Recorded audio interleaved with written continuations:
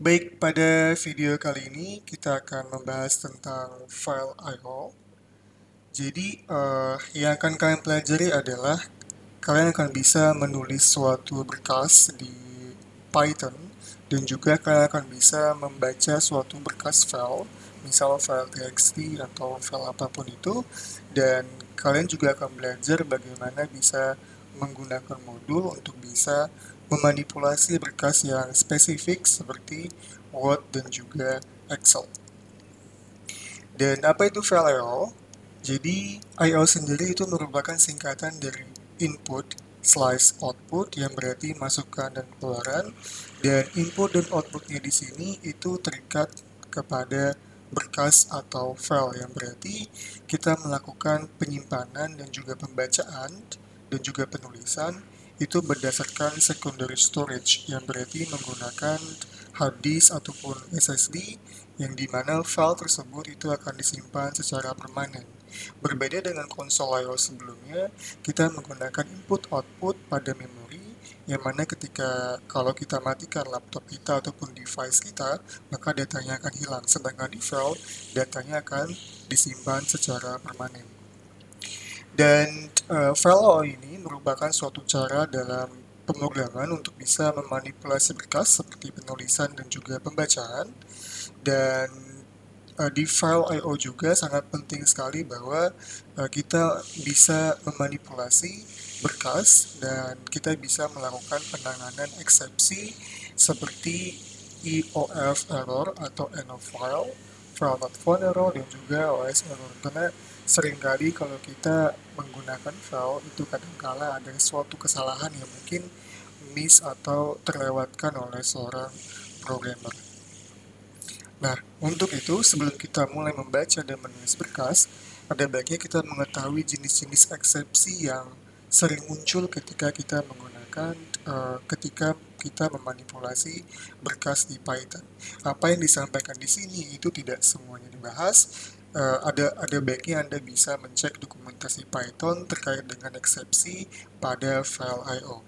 Jadi yang pertama adalah EOF error. EOF itu adalah singkatan dari end of file. Jadi ini akan di-rise atau diangkat ketika terjadi pembacaan yang tidak terdapat data sama sekali. Dan ketika kita mencoba meread file atau meread isi dari suatu berkas dan ternyata dia sudah mencapai end of file, maka akan mengembalikan string kosong. Lalu eksepsi selanjutnya adalah file not found error. Dari maknanya, dari teksnya kita sudah bisa mendapatkan semantiknya bahwa dia adalah sebenarnya eksepsi yang akan diangkat ketika ternyata file itu tidak ditemukan sama sekali. Jadi misal ketika kita mencoba melakukan penulisan dengan di sini penulis sama dengan open coba-coba.txt, ternyata pada saat kita mencoba membuka file coba-coba.txt itu tidak ditemukan di direktori sumber kode program kita yang kita maksud atau tempat kita melakukan penulisan kode program, sehingga akan muncul eksepsi file not found error. Selanjutnya adalah eksepsi OS error. Ini kurang lebih sama dengan file not found error, tapi lebih sedikit general. Dia akan diangkat ketika terjadi kesalahan I/O, seperti misalnya tidak ditemukannya berkas, ataupun ketika kita mencoba menulis berkas, ternyata disknya atau hard disk atau SSD-nya itu full, sehingga tidak memungkinkan kita untuk melakukan penambahan data di sana, dan OS error itu akan diangkat sebagai suatu pesan eksepsi.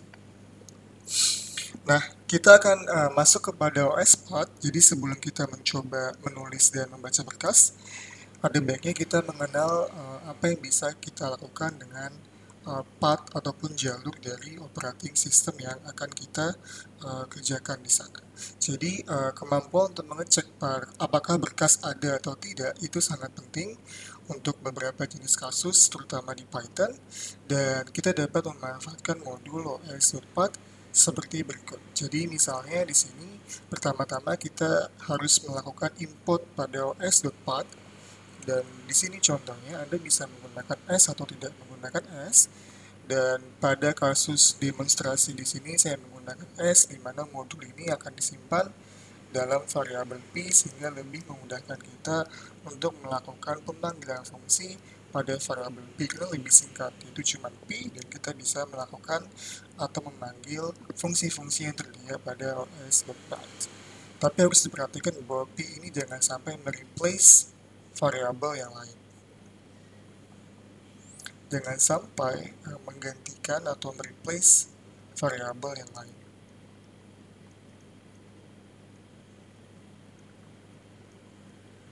Misal Anda sudah punya P, misalnya P itu berupa list, terus tiba-tiba Anda melakukan import, dan Anda set as P, maka nanti P-nya akan ketindih dengan P yang baru. Nah, di sini ada 3 fungsi yang bisa kita gunakan, tapi ini adalah fungsi yang sering digunakan dan bukan representasi dari semua fungsi yang ada di os.py. Kita bisa menggunakan access itu untuk menunjukkan apakah file atau directory tersebut itu ada di disk yang kita maksudkan. Jadi mengecek apakah berkas ada atau tidak.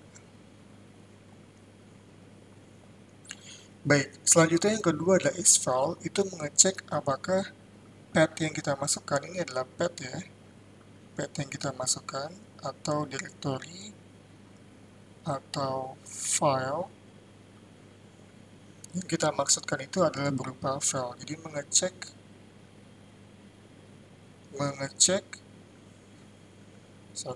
apakah argumen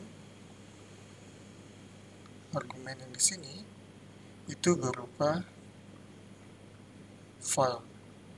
Nah, selanjutnya yang isdir, ini singkatan dari is directory, dir ini berarti directory.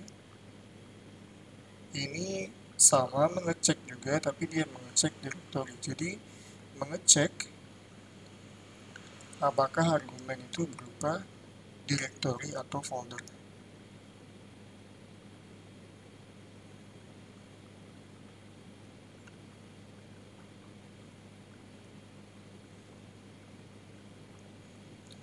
Nah, di sini dia akan mengembalikan true karena dia eksis, tapi kalau dia tidak eksis, dia akan mengembalikan false. Di isFile, dia mengembalikan true karena coba.txt ini merupakan file, sedangkan yang di bawah dia kembalinya adalah false karena dia bukan directory tapi berupa teks. Kalau misalkan saya hapus begini, dan ternyata direkturnya ada, maka ini akan mengembalikan nilai true.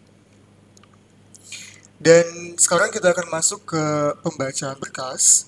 Misal saya punya file namanya adalah coba.txt, ini saya simpan di directory yang sama dengan sumber kode program yang saya buat. Ini coba.txt, ini misalnya saya sebut saja program.py, dan ini berada di satu directory. Berada pada folder yang sama. Nah, di coba.txt saya punya isi teks berupa baris ke-1, baris ke-2, baris ke-3, dan seterusnya. Lalu di codingan saya di program.py, itu kita melakukan pembukaan file terlebih dahulu dengan menggunakan fungsi open. Jadi open ini merupakan fungsi untuk bisa membaca suatu berkas, membaca atau menulis suatu berkas. Intinya kita ingin working atau bekerja dengan berkas, kita menggunakan fungsi open, lalu kita masukkan di sini argumen berupa path-nya, yaitu file yang kita maksudkan. Nah, setelah itu kita menggunakan fungsi print, di mana file tadi akan kita baca di read. Fungsi read ini adalah untuk membaca semua isi teks file, membaca semua isi file. Sedangkan close ini adalah fungsi untuk bisa menutup suatu berkas. Jadi alangkah baiknya setelah kita buka berkas tersebut, kita akan tutup, kita akan beritahu kepada Python bahwa file ini sudah tidak bisa dilakukan operasi lagi seperti penulisan ataupun pembacaan teks lebih lanjut. Nah, kalau kita eksekusi, ketika di print file.read-nya, dia akan menghasilkan persis seperti apa yang ada di Notepad. Selanjutnya, ada suatu fungsi namanya adalah read line. Jadi, alih-alih kita menggunakan read untuk membaca semua text file, kita bisa hanya membaca line per line, baris per baris. Jadi contoh pertama kita akan melakukan pembukaan file dengan filenya coba.txt seperti di sini sama seperti sebelumnya. Lalu saya cetak read line pertama, dia akan mencetak read line pertama. Lalu saya melakukan print file.readline.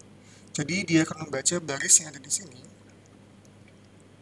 Dan baris di sini sejatinya ini adalah tidak seperti yang Anda lihat. Jadi ini kalau saya tuliskan kembali, isinya sebenarnya adalah baris ke 1, lalu ada slash n di sini. Slash n ini menunjukkan adalah sederhananya dia key di keyboard kita, di papan ketik kita adalah enter, atau dia sama dengan baris baru ya.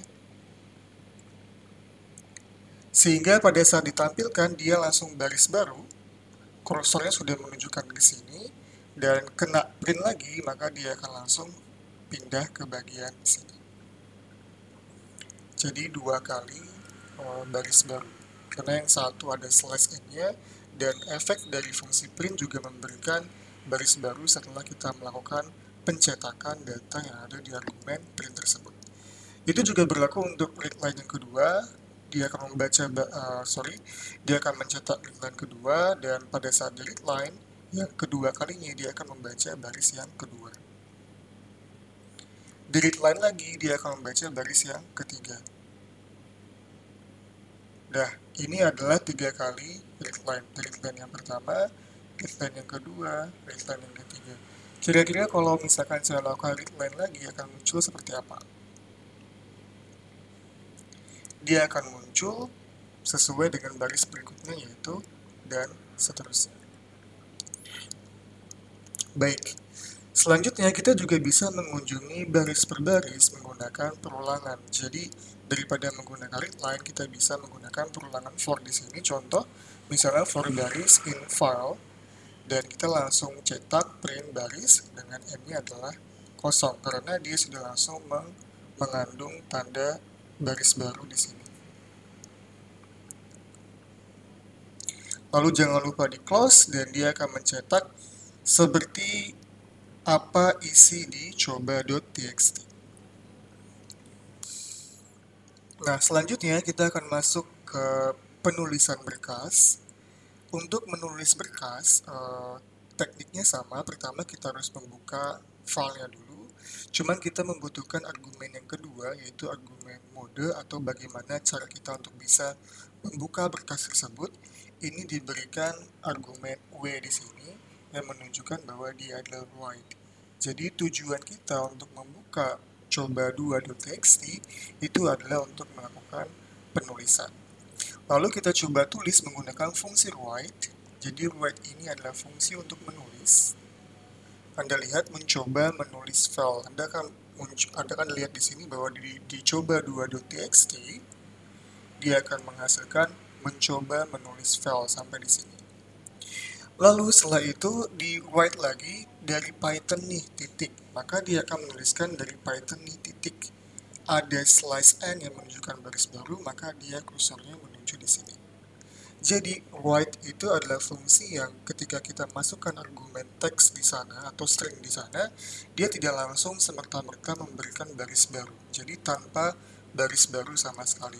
Dan kalau Anda ingin menggunakan enter setelah menulis string di write, Anda perlu membubuhkan yang namanya special character dengan menggunakan slice n. Sama selanjutnya hello world file -2/n, maka akan mencetak hello world file -2, karena baris baru maka kursornya akan menuju ke sini. Nah, selanjutnya kita mendefinisikan suatu variabel namanya data berupa list isinya data 1, 2, dan 3, dan kita memanfaatkan fungsi namanya writelines.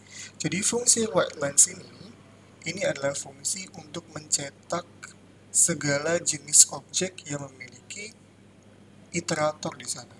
Jadi objek iterator. Apa saja objek yang memiliki objek iterator? Yaitu seperti misalnya list, tuple, dan sebagainya. Iterator itu maksudnya adalah kita bisa melakukan perulangan dengan objek tersebut, jadi bisa di looping. List bisa kita looping dengan menggunakan file in list gitu kan, tuple juga sama. Jadi sifat-sifat objek yang punya iterator atau yang mengimplementasikan iterator itu akan bisa dicetak menggunakan fungsi write lines. Tapi sekali lagi tidak menyertakan garis baru. Jadi misal data ini kita langsung masukkan ke sini, dia akan mencetak data 1, data 2, data 3, kursornya di sini.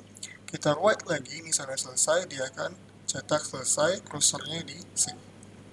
Jadi kalau misalkan saya tambahkan di sini misalnya file.write oke, maka oke-nya akan mencetak di bagian sini.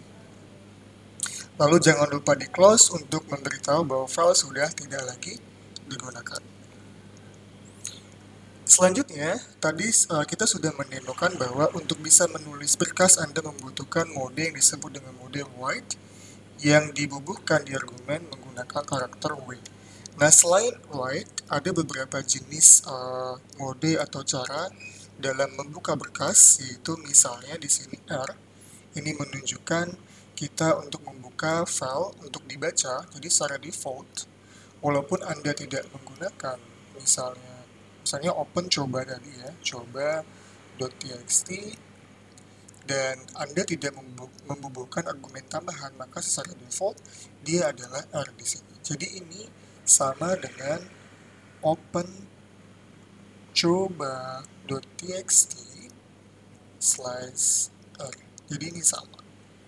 Sebenarnya nggak cuma R, tapi juga ada T di sini. Dia juga default, jadi dia ada RT. Kita bisa mengkombinasikan lebih dari satu mode atau cara kita membuka berkas di Python. Nah, selain R ada W, yaitu membuka untuk menulis, dan dia akan langsung menghapus berkas jika terdapat nama berkas yang sama. Jadi kita tindih istilahnya. Lalu ada X, ini membuka untuk pembuatan eksklusif, maksudnya adalah berkas akan dibuat dan ditulis jika berkas itu tidak ada. Jadi kalau berkasnya ada, dia tidak akan bisa dibuka. Lalu yang A, ini adalah membuka untuk menulis. Dan di sini dia akan menambahkan data di akhir berkas jika ada. Jadi misalnya kita punya file txt, apapun itu ya. Misal kita sudah punya file tertentu, pada saat kita menggunakan mode A, dia akan mencetak di bagian append atau bawahnya istilahnya, atau mungkin bagian atasnya. Nanti kalian bisa cek offsetnya bagaimana. Lalu B ini adalah mode biner, jadi kalau kita membubuhkan B sebagai mode pembuka berkas, yang kita baca bukanlah berupa teks. Anda tahu bahwa teks itu adalah string, dan string itu terlibat dengan kode ASCII atau Unicode. Nah, kalau biner, dia tidak membaca sebagai ASCII ataupun string, tapi sebagai binary code, kode biner ya. Nah, sedangkan di sini ada T, yaitu mode teks, jadi secara default, kalau kita melakukan open dan tanpa membubuhkan mode, dia secara default dia adalah pembukaan dengan teks. Lalu plus ini adalah membuka untuk melakukan update yang meliputi reading dan juga writing. Nah, selain mode tadi, ada satu sintaksis yang juga sangat penting ketika kita mencoba membuka file, yaitu sintaksis with. Dan ini contohnya. Jadi dengan with ini kita ingin mencoba senyaman mungkin, se-clean up mungkin, dan seaman mungkin kita membuka file. Jadi ini memberikan proses clean up setelah blok kode program ini selesai dijalankan, dia akan melakukan operasi khusus.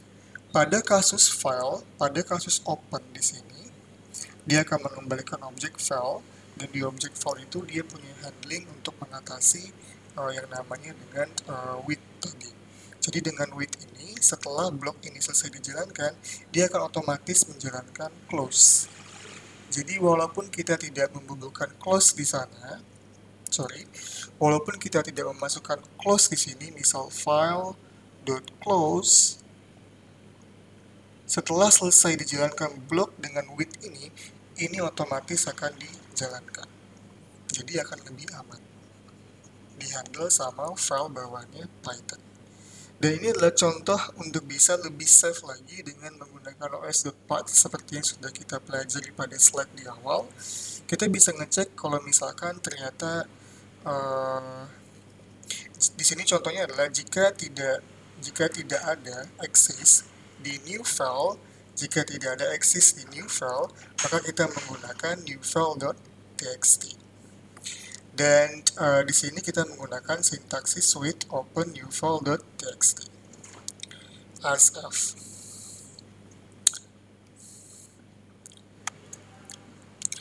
Dan selanjutnya kita akan mencoba untuk memanipulasi berkas spesifik. Contoh di sini adalah kita akan mencoba memanipulasi Microsoft Word dengan menggunakan modul yang namanya Python docx. Jadi Anda perlu menginstalasi modulnya terlebih dahulu menggunakan sintak pip install python docx. Setelah Anda mencoba instalasi modulnya, Anda bisa menggunakan sintaksis yang digunakan di modul tersebut. Anda perlu melakukan import dokumen seperti ini, dan juga ini adalah unit sentimeter yang akan kita gunakan untuk mengatur beberapa pengaturan. Nah, pertama Anda buat dokumen dulu, selanjutnya Anda bisa menambahkan paragraf dengan add paragraph, maka akan muncul di sini paragraf kosong dengan munculnya di sini. Lalu Anda bisa menambahkan paragraf tersebut setelah Anda simpan di variabel b dengan add one, cetak tebal misalnya, Anda set boldnya true, dia akan menghasilkan cetak tebal.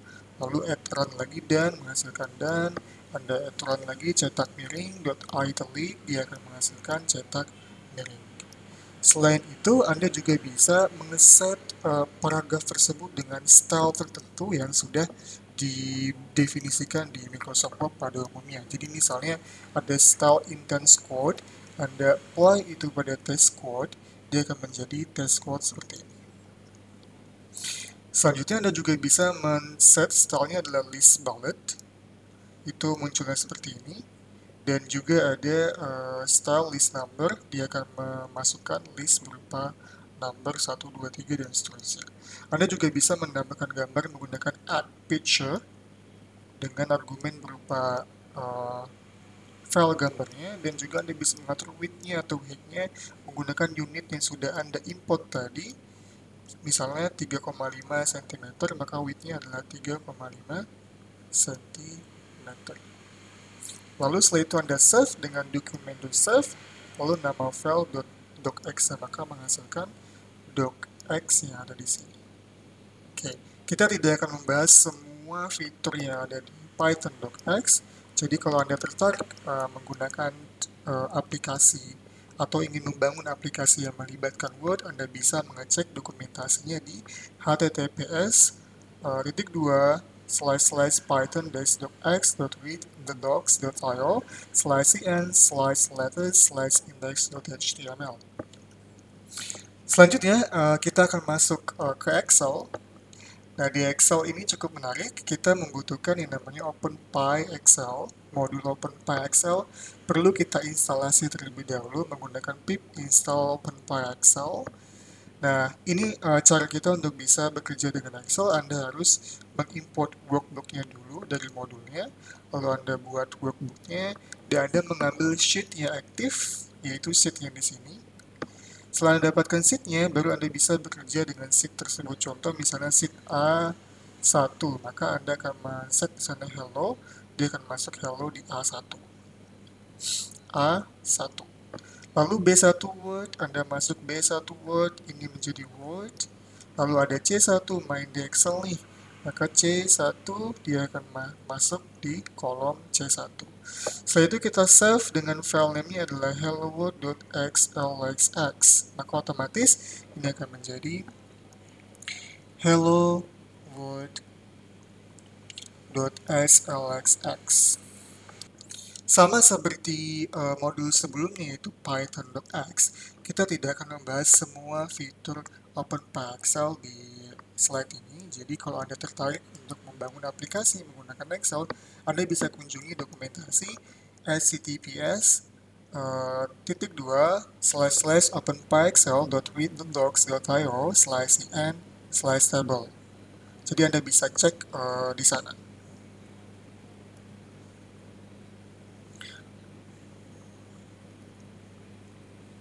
Oke, seperti itu.